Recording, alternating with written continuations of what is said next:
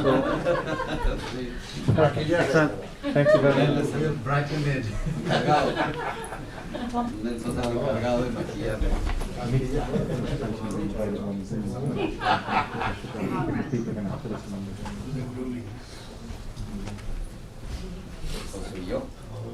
Good morning from Geneva. We're here with the International Indigenous Forum on Biodiversity. Just some housekeeping. We will have this broadcast in Spanish and in English. If you select your language on the Zoom channel for the Spanish or the English channel, and it will be a dual language press conference. Thank you very much. I'll hand you over to our speakers.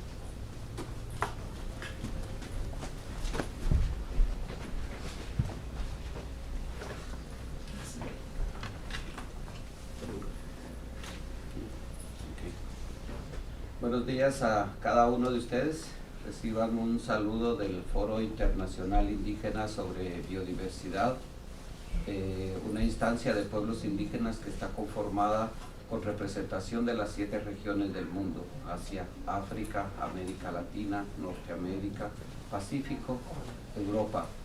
Los pueblos indígenas estamos aglutinados dentro del FIB con el objetivo de visibilizar los aportes de los pueblos indígenas en los temas de biodiversidad, de conservación. En estos momentos de pandemia es urgente que podamos plantear nuestras propuestas. El Foro Internacional Indígena ha venido reuniéndose y analizando, consensuando nuestras propuestas en base a nuestros derechos. Hoy por hoy los pueblos indígenas planteamos que es fundamental que nuestros conocimientos, que nuestras prácticas, que nuestro vivir, que ese Utzcaslemal como buen vivir, sea reconocido dentro del post-2020. Es fundamental porque los pueblos indígenas son una alternativa para conservar la biodiversidad y para frenar los impactos del cambio climático. Si hoy no nos detenemos a analizar que debemos de tener un marco del post-2020 que realmente reconozca los derechos indígenas, que realmente conserve la biodiversidad, vamos a estar en peligro. Es importante y hacemos un llamado a las partes, a los organismos internacionales y a todos los actores a sumarse a conservar la biodiversidad. La biodiversidad solo se puede conservar respetando los derechos indígenas, respetando la territorialidad de los pueblos indígenas, respetando esos conocimientos y aportes. Es momento que los pueblos indígenas mostremos esos conocimientos científicos que tenemos. Es momento que los pueblos indígenas planteémosle al mundo que es necesario hacer un alto, es necesario revisar nuestras acciones, nuestro modelo de vida. Tenemos que tener un modelo de vida intrínseco en una relación de equilibrio entre la madre naturaleza, el ser humano y el universo. Yo quiero dejar en estos momentos a mis hermanos indígenas y hermanas de los diferentes continentes para que ellos puedan plantear nuestras demandas, nuestras propuestas y las posibles soluciones.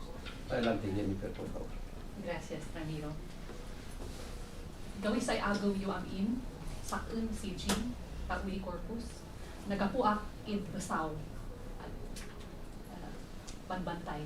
Kagalgasin ay maki, gagay tanda kayo amin. Good morning, my name is Jennifer Tauli Corpuz. I come from the Kankanali Igorot people, and it's my pleasure to be with you this morning to share some thoughts. I come from a community nestled within very tall mountains. In these mountains, rice terraces are carved, hundreds of years old. We are a warrior people. In fact, in the past, we have been headhunters. But our warrior nature has enabled us to resist mining, dams, logging, and large-scale tourism projects. It is a pristine place, and it fills my heart with joy whenever I go back to my community. We have resisted all of these projects because it is our obligation to the land and to our future generations to keep the resources and the land healthy. But this is not a unique story. It's a story that is shared by many indigenous peoples the world over. Oh, sorry. Apologies. In fact, scientists and policymakers now are finding that indigenous peoples' values of reciprocity, spirituality, enable us to be effective protectors of nature.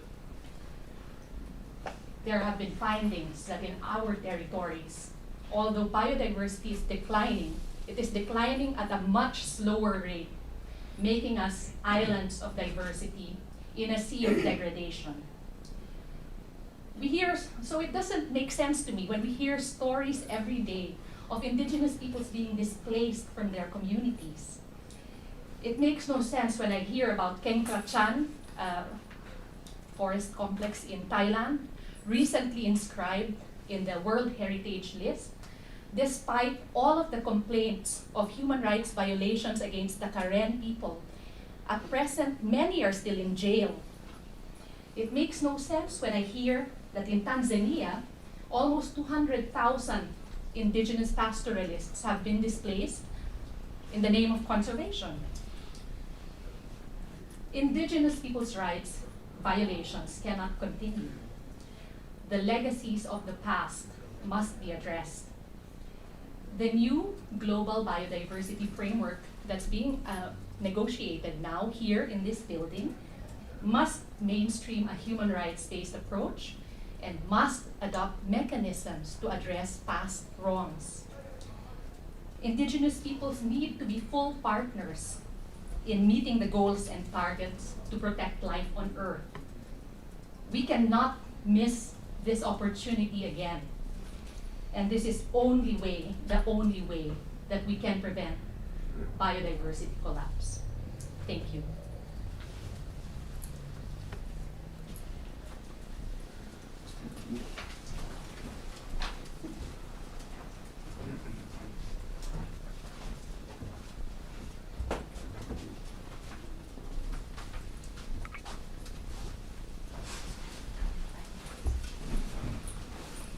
Greetings, everyone.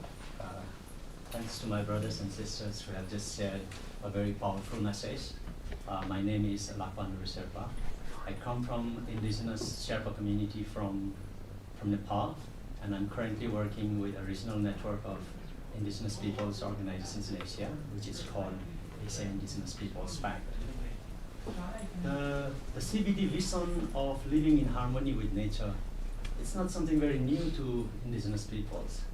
This is the principle that has been so much embedded in the daily interaction of our brothers and sisters with the nature. Indigenous peoples are the practitioners and living examples of to prove the world how human beings can coexist with nature. Therefore, it is very important for the post-2020 global biodiversity framework to enhance the relational values between people and nature. Indigenous peoples' way of managing and governing land, territories, and resources are very much holistic in nature based on the knowledge systems. Therefore, we do not just think of the well-being and security of our community members, but then we also think of the well-being and security of the environment, of the plants and animals that are living in the territories. For example, this very much very holistic nature of our practices, to give an example, is a shifting cultivation.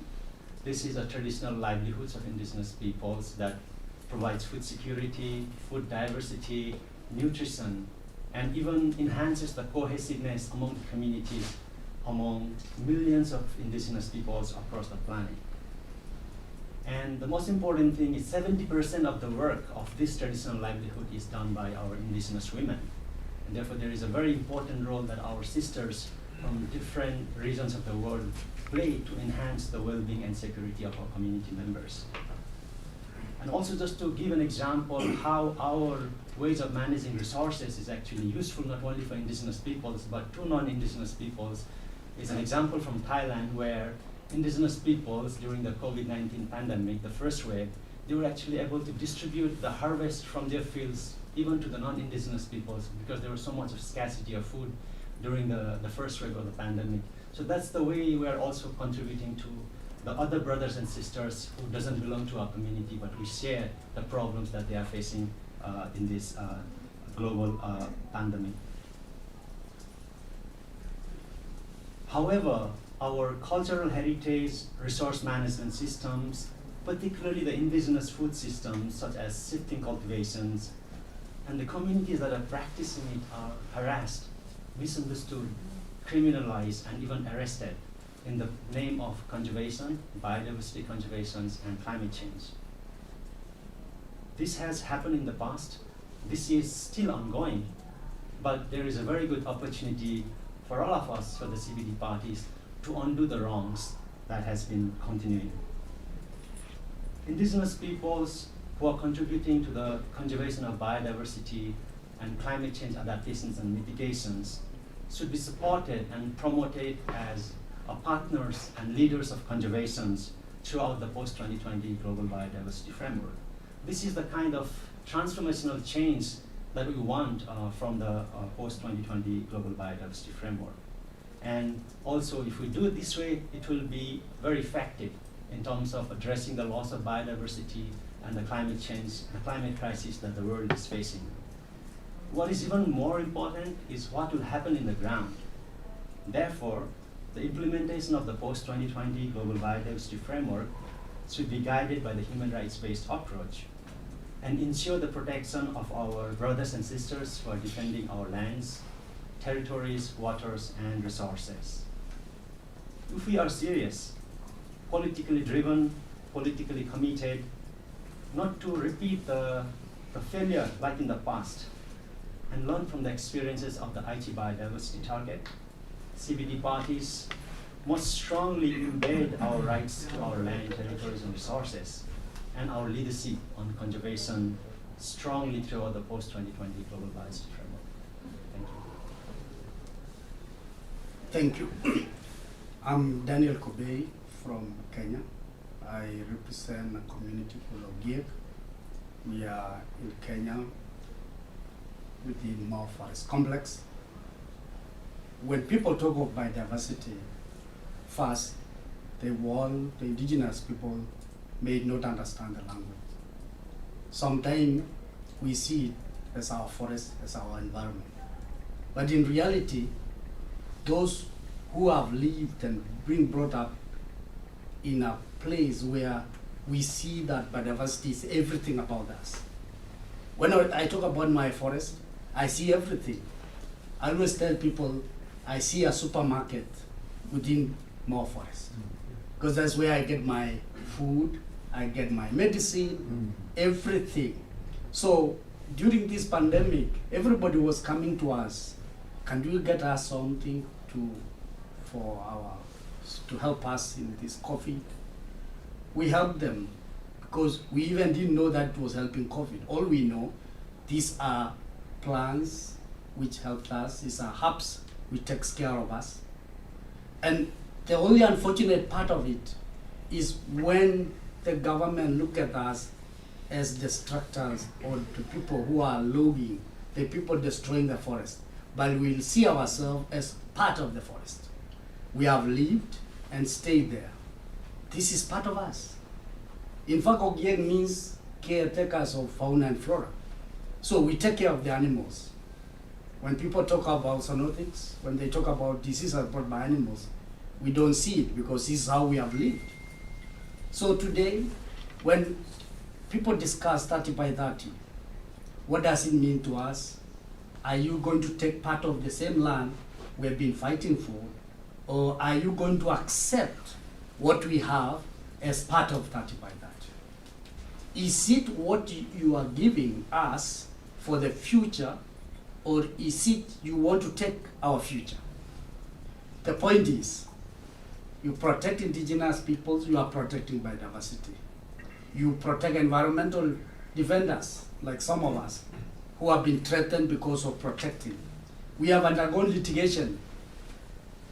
Our Ogiek community took a case to the African court because of their land. The government say they need it for conservation. Ogiek say it is our ancestral land. It is where we have our ancestors. We say, allow us, we can prove to you, we can manage the same forest together. Just allow us, because if it rains, it doesn't rain for the Ogiek. It it rains for everybody. The waters which come from this main forest, it flows to the downstream. It helps some Maasai people in part of Masai Mara. It doesn't only help Ogiek. So what we say is that let's protect biodiversity by protecting indigenous people, because they are the people leading in biodiversity. We may not have all the data, all the calculations to prove the value of the biodiversity we are protected, but we have what it takes to protect the same biodiversity. Thank you.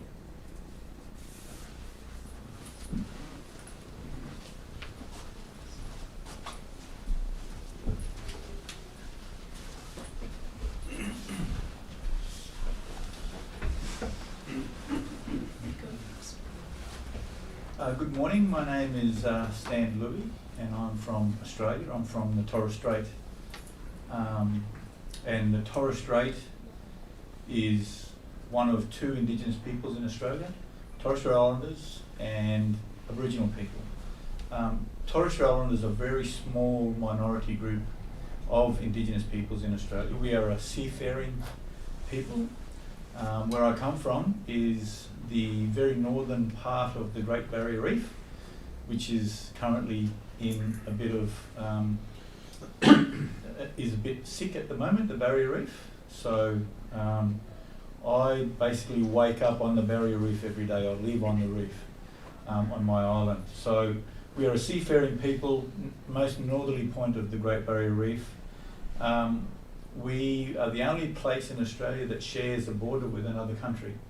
And so therefore it's very strategically important to Australia, both in security and customs and immigration and those kind of things. So Torres Strait Islander people have a very different history from Aboriginal people.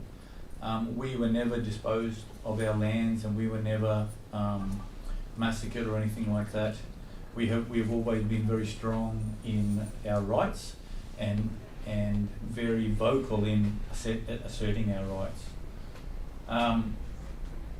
The Australian government understands this and they support us where they can.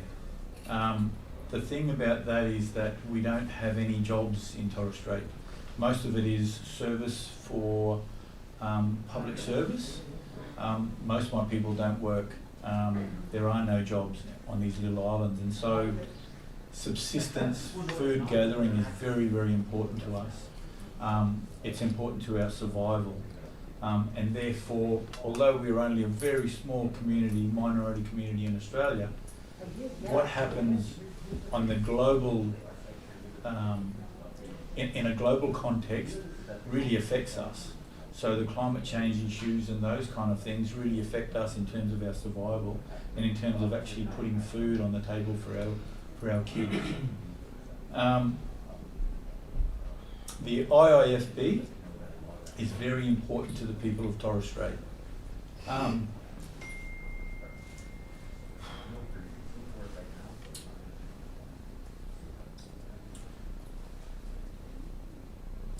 Because I see suffering in my community with poor health due to the food that we're buying from shops. It's not very nutritious, it's very expensive. And so the IIFB and the voice of the IIFB on an international level is very important to us because of the work that the IIFB does, and then affects my people in my community, especially my elders. And I'm hoping that it will improve our lives, give us more rights, protect the environment, help us to maintain our livelihoods, maintain our culture, maintain our traditions and our connections to the land. I'll finish off by saying we have, before we were colonised, we had our own laws, and it was called Marlowe's Law. And one of the teachings of Marlowe's Law, it goes, Tal mauki mauki te ter mauki mauki, and it means my hands shall not touch what is not mine, and my feet shall not walk upon land which is not mine. And that is our one of the biggest teachings of our law. And the other one is mayem. And mayem means when you walk along somebody's country, you say mayem and they say mayem back. It means I see you there, you're welcome to pass through, I see you there. Thank you. Thank you. Kiihtuu ja päivi puhkaita. My name is Anne Nourgam, and I'm a Sami from northern Finland. And I come, conveniently enough, from salmon fishing family, inland salmon fishing family. And I'm here representing the United Nations Permanent Forum on Indigenous Issues. And as the current chair, I'm here to facilitate the work of International Indigenous Biodiversity Forum. And the Permanent Forum is an advisory body to the ECOSOC, to Economic and Social Council, and our mandate is to discuss indigenous issues related to economic and social development, culture, environment, education, health, and human rights. And part of our mandate is to give recommendations to different UN bodies. So during this meeting here, I'm happy to gather possible recommendations for the UN bodies to enhance the rights of indigenous peoples. And the Permanent Forum has been actively engaged in the 2030 Agenda for Sustainable Development, and our task is to ensure that indigenous people's rights are at the center of implementation, follow-up, and review of the agenda.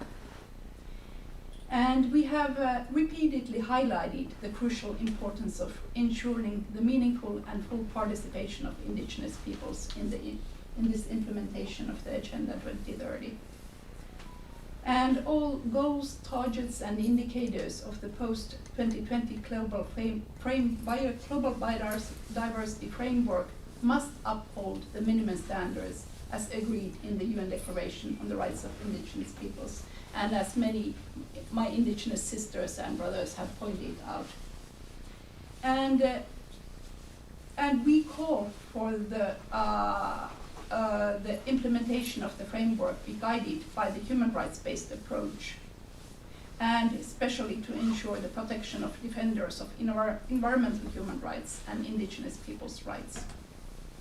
And then, if I tell you a little bit about my own background, why it is this biodiversity framework and ensuring indigenous rights in that is important. And as I stated, I come from salmon fishing family, and we Sami, we live in 4 different countries: Finland, Norway, Sweden, and Russia. And I come from the border river, salmon river, between Norway and Finland. And we have a salmon fishing agreement between the governments of Norway and Finland. And in that, the salmon fishing agreement was renewed 2017, and the Sami fishing right holders were not recognized in that. So we don't have rights entitled to the Sami culture in the agreement. And we have tried to change that, but it hasn't been working. And now as you know, the climate change is hitting hardest the Arctic. And it's also affecting to our salmon. So the salmon stocks have decreased, and for the reasons of the climate change, the decrease of the nutrition for the salmon at the sea, and the big salmon fishing farms on the coasts of Norway. They are presenting great danger to our wild salmon. And last summer, 2020, there was a salmon fishing ban, which hit us really hard, because suddenly we were not allowed to practice our culture, to go to fish and so on.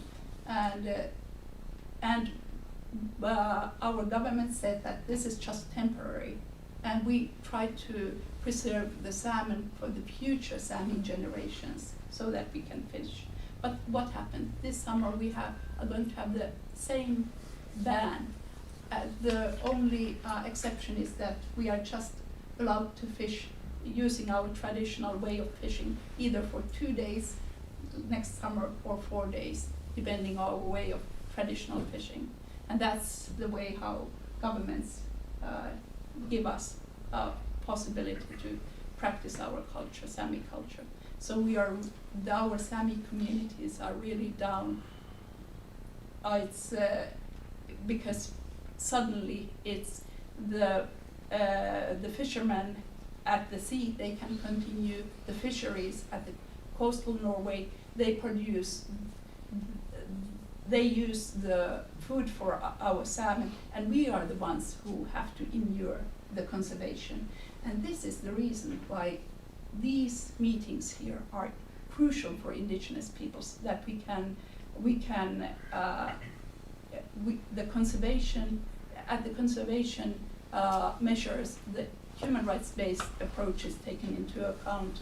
We have possibility to follow the customary sustainable use according to our traditions, and our indigenous knowledge is taken into account, and we can pass it to the future generations. And so, and as stated in many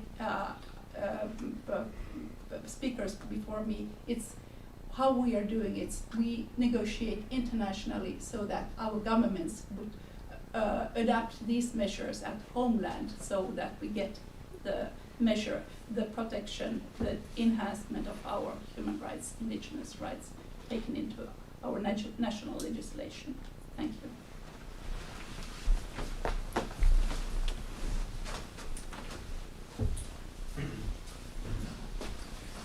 Thank you very much, ladies and gentlemen. I think that was wonderful to hear from the brothers and sisters from around the world, and I think you'll agree that the message is the same from across the world, which is that rights need to be respected. And these peoples have all been guardians of these places for millennia, and the rights to continue to protect their ecosystems really needs to be part of this global biodiversity framework that we're all discussing. I'm happy to take some questions now for any of the panelists. I'll start in the room. If there's any questions from the room. Maybe a comment? Yeah, sure, please. I would really like to thank everyone for the statements and insight, because it feels the venue itself and the negotiations feel kind of as aseptic every now and then. So like bringing the reality of what it means to what biodiversity also is about, to see that on the ground and to hear your accounts is really valuable. And I want to just thank you for that. Thank you very much. I'm not sure if we have any questions online. I can't see the chat, so if anybody has any questions from online that they'd like to bring forward. Have one from here. Yeah. Alice, would you like to? You can. Yeah. I just want to hear if from all the speakers, what are their hopes from this negotiation? Because the negotiation has been going for years. What needs to be done? Yeah, because the situation on the ground is severe, and we are the one that is facing the impacts of it. So I would really like to hear from each of the speakers what are their hopes. Okay. For online participants, the question was, we'd like to hear from the participants of their hopes for these negotiations. They are the ones that have been threatened, and the question was hopes from our participants. If anybody would like to come in to answer that one, and then we have another question from the floor, which I'll take. Let Daniel, me, please. yes, thank you. Well, there are a lot of hopes if only everything is aligned towards allowing indigenous people's views and accepted to be aligned to the negotiations. But I see biasness when it comes to issues which are linked towards business. For instance, I see in my country, the issue of Nagoya Protocol, for instance, is becoming so important because it has to link with business. and even the top researchers seems to be aligned to Nagoya Protocol and seem not to be much concerned about the main three objectives of biodiversity. And in this case, the issue of conservation or restoration of biodiversity seems not to be the top agenda. So in this case, we really need to say, and the people who are concerned on conservation or interest on issues of conservation are indigenous people, because they have direct link. When my brother Stan said about food issues, it is because when you destroy biodiversity, the indigenous people don't get a chance to eat or enjoy the things which are natural from our nature. So, meaning, if biodiversity is destroyed, you destroy the lives of indigenous peoples. That's what I can say for now. Thank you. Thank you very much. Anyone? Yes, thanks. Thanks for the question.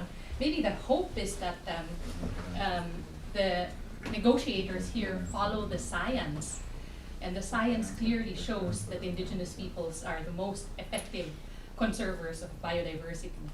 So what does this mean? This means that the conservation target must include respect for the rights of indigenous peoples and also recognition of the indigenous governance systems that have contributed to conservation of nature, of biodiversity. What does it mean for the third objective, for example, of the convention, benefit sharing? It means that we must plug any loopholes that have emerged because of the advances in technology and make sure that benefits from uses, all uses of genetic resources flow to indigenous peoples and local communities. For the second objective of the convention, it means that customary law governing customary sustainable use must be firmly embedded in the targets here in the negotiations. Finally, one thing I forgot to mention earlier is findings from an economic study that says that the legal recognition and protection of indigenous peoples' collective lands and territories is one of the most equitable, reliable, and efficient ways to ensure sustainable stewardship of nature. So we need to follow those findings. It's efficient to recognize indigenous territorial management, but also those areas where the tenure of indigenous peoples is secure, that the indigenous peoples do a much better job of preserving biodiversity. So what does this mean? The monitoring framework, which contains indicators, should include an indicator on land tenure. How well is indigenous people's land being respected? Then finally, what I would like to say is the review mechanism must be enhanced. We cannot go on with this system where there are there's no mechanism to say or to encourage parties to step up and to increase their ambition. So we need a review and accountability mechanism so that countries can step up their game. Thank you. Thank you very much, Senator. Anybody else like to comment? The question from the floor is... Thanks. A question from the floor. A question from the floor, what would be the impact should the framework fail to include rights as explicit?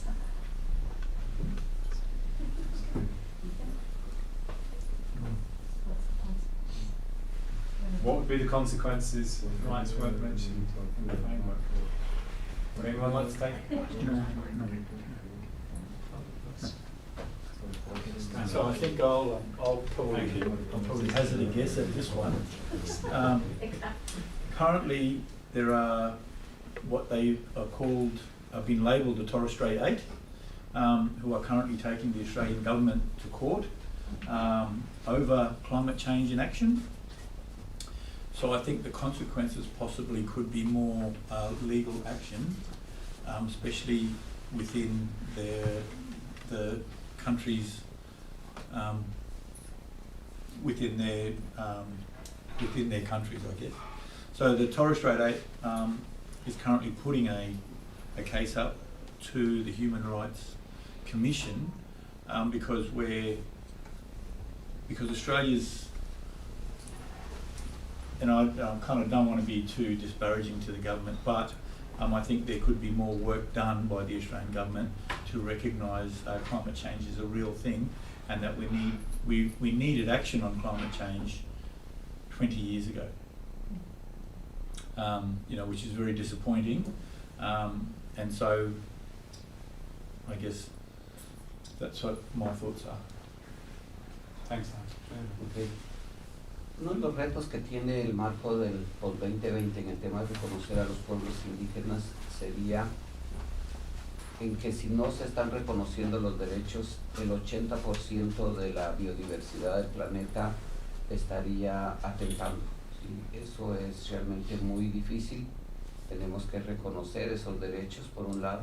Por el otro lado, miles y millones de personas estarían afrontando situaciones de impacto del cambio climático, seguirían afectando situaciones por la pandemia, y es importante, digamos, ver que esos derechos de los pueblos indígenas reconocidos en el 2020 va a contribuir a salvar el planeta.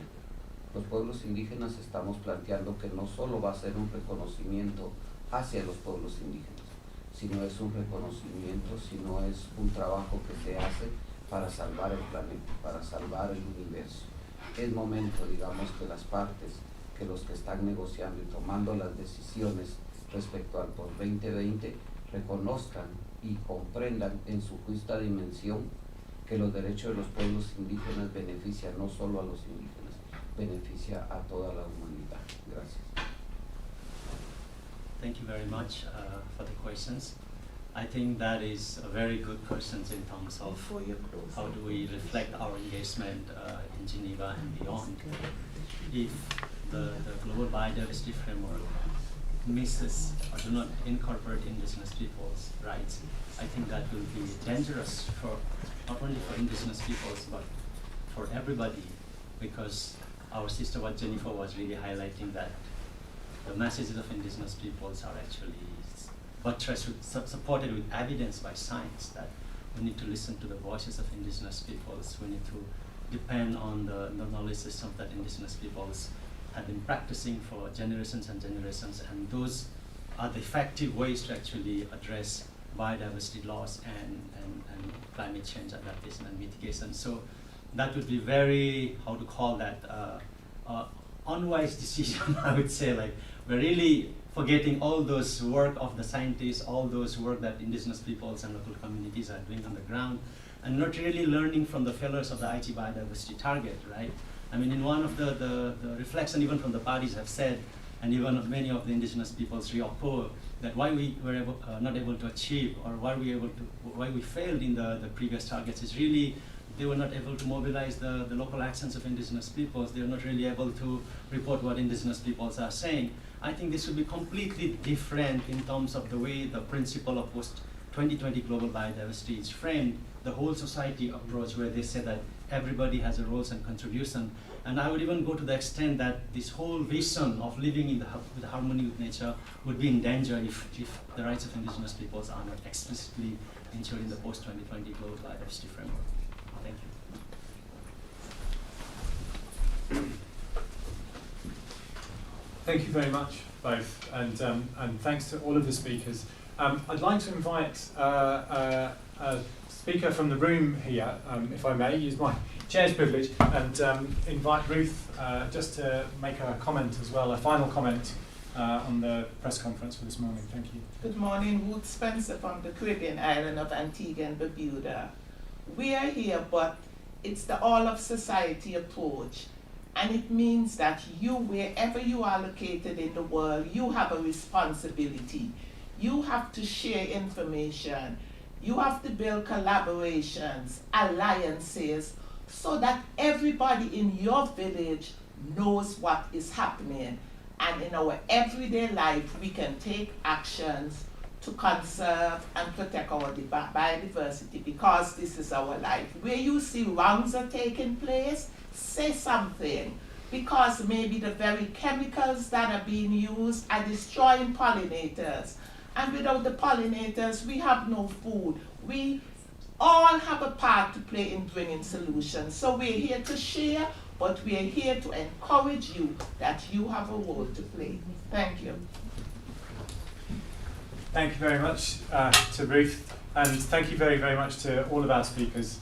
All of our speakers are available here in Geneva for the next 2 weeks. They will be part of these incredible negotiations happening. We're all available to contact, so the contact details out in the press release, etc. If you would like to follow up on any of this, organise interviews with any speakers, either today or over the coming 2 weeks, we're more than happy to take that. So it's the end of our press conference. I will close this there, and thank you very, very much to the brothers and the sisters, and to all of you who joined us online, and all of you who are working for this quite remarkable agreement to save nature here in Geneva for the next few weeks and beyond. Thank you. Thank